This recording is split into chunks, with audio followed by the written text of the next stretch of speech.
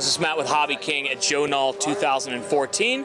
Checking out the HobbyKing booth that we have here for you. One of the things that we're pretty stoked about this year is we've got our CS team down from the New York office doing a little bit of live customer service for you guys. We know customer service and historically has been a bit of an issue for us at HobbyKing, and we are working on big improvements. These guys are a huge part of that. We're down here working live tickets, helping you guys out with your questions and kind of trying to solve some of those problems you've had with us in the past, kind of move things forward. Come through the booth, got a bunch of new planes on display this year, new products from Dura and others. Some old favorites like the P-51 in the new Old Crow scheme. You guys have seen that. Our BF-110. Stewart's triumphant carrier landing T-28 there at the top. Oh, by the way, a big event, well, it's too late now, but a big event we're doing here is the paintball shooting and kamikaze reenactment with our aircraft carrier. That's going down later this afternoon. We did a nice fundraiser for that. Proceeds to Triple Tree. Very, very cool there. Lots of new stuff, kind of super sneak peeky sort of things. We've got our new Bushmaster. It's kind of a large wheeled do-all trainery sort of plane, big flaps, a lot of fun to fly in sort of unforgiving places and unforgiving fields.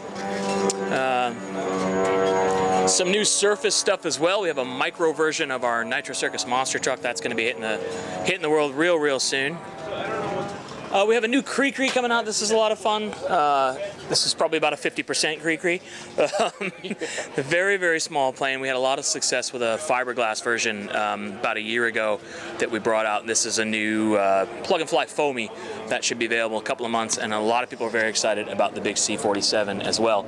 Also about 3 months away. This is a cool plane. There's a green-based version and also a silver-based version, and both of those come out of the box with three different sets of decals, so you can set up different countries that use the thing militarily as well as different airlines on the silver version. That's a lot of fun.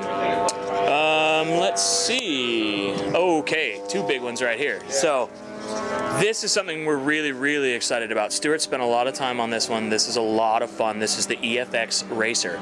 Now this guy flies on either 3S or 4S.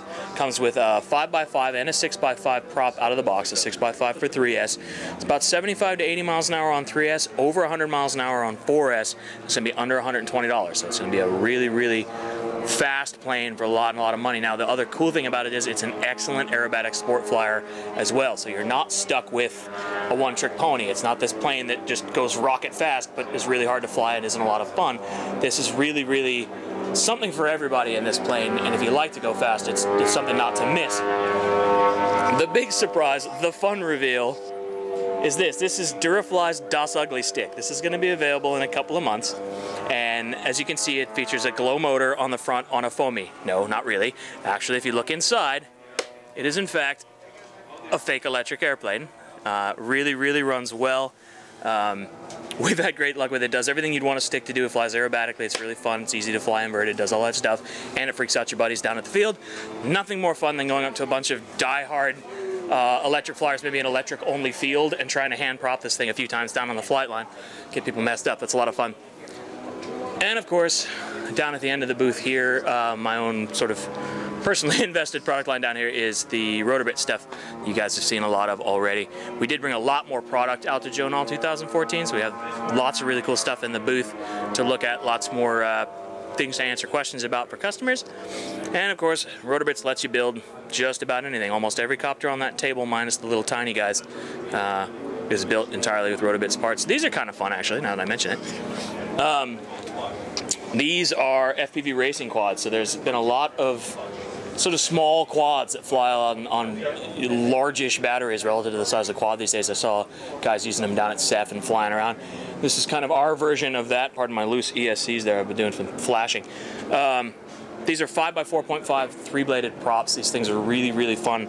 Comes with a mount for an FPV camera rig and a transmitter. It's about a $15 frame. Slap some parts on it and go race around. They're almost indestructible. You can smack into stuff. They're a lot of fun. So one other thing worth mentioning here is the AeroPult system. For a lot of you guys, that maybe haven't stopped in the HobbyKing booth because you fly big gassers or things like that, and you haven't really thought to stop in with us, this is something you ought to come by and check out. This is a restraint device that allows a single operator to very safely set up, pre-start, run up, and test their gas model. So you basically strap the thing into this, it's got a foot release, and you can start your own motor, check your prop, do all of those things that you need to do your pre-flight, walk around, stomp the release, and off you go. Works for big electric planes as well. If there's got something that you really need to restrain, but you're going to try to fly by yourself, this is a great way to go.